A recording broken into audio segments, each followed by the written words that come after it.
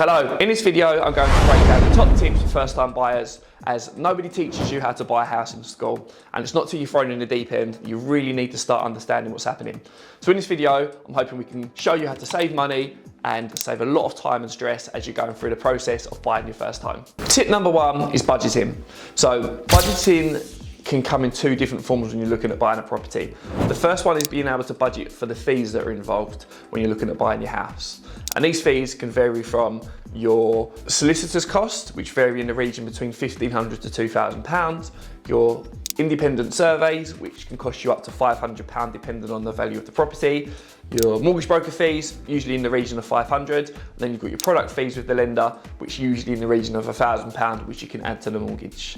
The other element of budgeting that you need to look at is working out how much your monthly repayments will be for the mortgage, how much your bills, your expenses, your current outgoings are going to be compared to your current income, because it's all well and good buying the perfect house for yourself, but if you're in a position and when you can't go out and enjoy your life because you have no money left, it kind of makes the whole point of buying a property pointless. Number two is getting an agreement in principle up front before you're going out and starting to look at properties.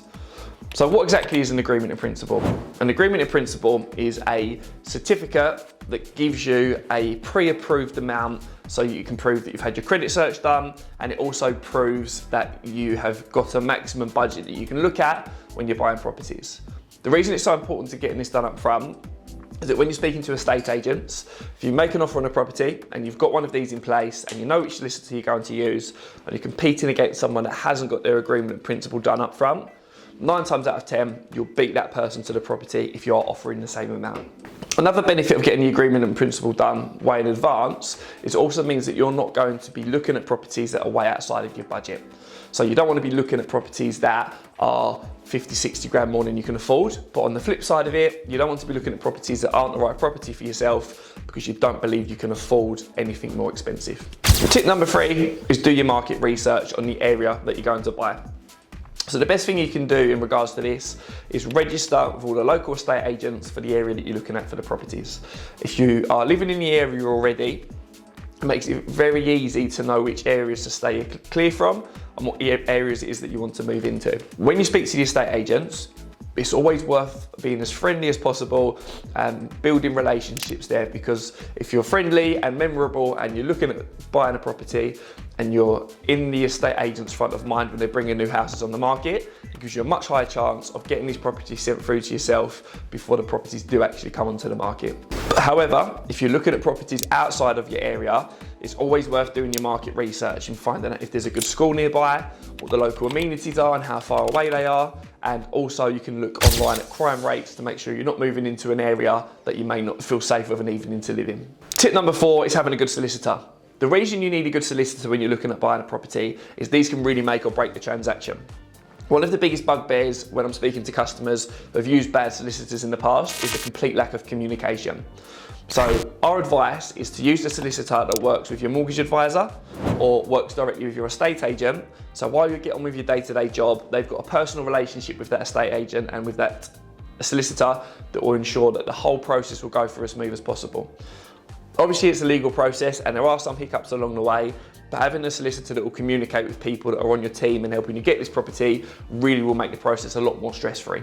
We've had solicitors in the past where our clients have worked with people, and because of the lack of communication, it's either drawn the process out by another 3 to 6 months, or they've lost the property because the people selling have been so frustrated with the lack of response, they've just sold the property to somebody else. Tip number 5, as I mentioned at the beginning, is all about planning for your fees. It's all well and good having your deposit put aside, but if you haven't got the fees to complete, once you actually get the keys for the house, the whole transaction will come to a standstill. So to break down the fees in even more detail, the first cost is your deposit. Without a deposit, it's impossible for you to be able to buy a property. The deposit can come from family, savings, investments. As long as you've got a paper trail to show where the money's come from, it should be absolutely fine in using that. And most lenders need at least a 5% deposit to be able to buy a property.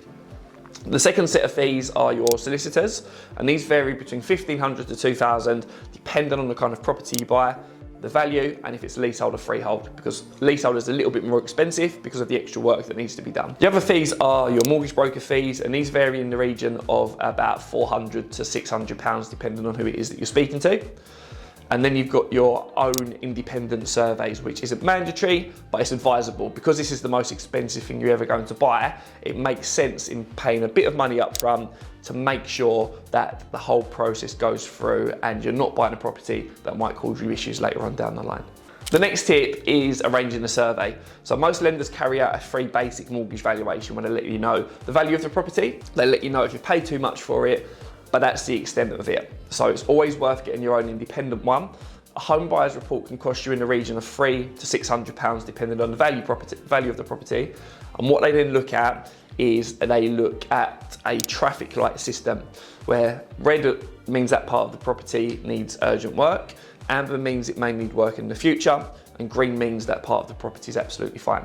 Having this done up front will put you in a position where you can pick things out that may cost you money later on down the line. For example, we've had a customer in the past who had a home buyer's report done and found out there was going to be nearly £20,000 worth of work that needed to be done on a flat roof. And because of this, they were able to negotiate the price down, saving money in the purchase, which they were then allowed to use later on down the line to carry out the home improvements on the property that needed to be done.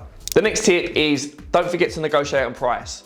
So just because the property's on the market for say £350,000 doesn't necessarily mean that is what you need to make.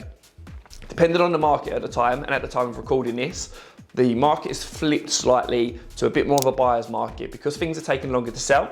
People are now taking offers on properties. Whereas if we would have had this same conversation 12 months ago, people were paying way over the asking price. So when you're going out and viewing a property, don't be scared to make an offer below what it's actually on the market for, because you'll be pleasantly surprised if you do make this offer and it's accepted. And I know from my own personal experience when I bought my first property, wasn't a mortgage broker at the time, where I was in such a rush to be able to buy the property, I actually offered £5,000 over what the asking price is and I accepted it straight away. And then you kick yourself thinking, actually, what could I have actually got the property down for? The next tip is to make sure you've got a paper trail to show exactly where your deposit's coming from and the initial source of it. So when you're going through the process, you want to make sure that you've got all of your deposit money up front before you start making the application. The reason you need this is that lenders, they want to see proof of the deposit, and without that, they won't be able to issue the mortgage offer for yourself. Some lenders do, some lenders don't. However, it's always worth having it up front in case the lenders do ask. In regards to the paper trail, for example, if you've had cash under your mattress for the last 10 years saved up, you're going to have a massive issue in being able to get a mortgage and have proof of where all of these funds have come from. Part of the money laundering checks that lenders and also solicitors carry out is they want to see a paper trail for the source of the deposit. And I think going through this process and having everything lined up front to show all of this paper trail makes it so much easier, because what you don't want to do is get to the end of the process and not be able to use your deposit to be able to complete on the property. Another tip is making sure you do your credit search and credit report really early on before you start applying for your mortgage. One of the biggest things that we see that potentially let first-time buyers down as they're going through the process is not having their credit scores and credit checks done up front. Issue with this is that some people have phone bills, gas, electric, utility bills that are behind without you actually realising they're behind. One of the issues with this, if you've had a few missed payments or it's gone into a default or even worse, a county court judgment, it puts you in a position that some lenders will completely decline your application. Doesn't mean it's not doable, however, it may reduce the chances of you getting your offer accepted by a lender if you have these issues. So check your credit report way in advance. What you can then do is if there are any issues that shouldn't be on there, you can appeal these, get them removed from the credit score, so when you do start applying for your mortgage, it makes the process so much easier for yourself. The next tip is making sure you've got your documents prepared. So what documents do you need as a first-time buyer when you're looking at buying a property? So if we start from the top, first of all, you need to prove who you are. And with that, you can use a driver's license, passport, or a shotgun license. The next thing you need is to prove where you live. And you can use your driver's license for this if you haven't used that to prove who you are. You can use your bank statements, and you can use some utility bills to be able to go through the process and prove where it is that you live. Next one is proof of income. So if you're employed, the lenders want to see the average of your last 3 months' pay slips if you are looking at using your overtime and bonus. If you are self-employed, the lenders will want to see your last 2 years tax calculations, tax year overviews, and limited company accounts if you are a limited company. 2 years is the standard and gold standard when you're looking at applying for a mortgage, because it opens the doorways up to the majority of lenders. But if you've only been running the business for 1 year, there are still lenders out there that can do that for you.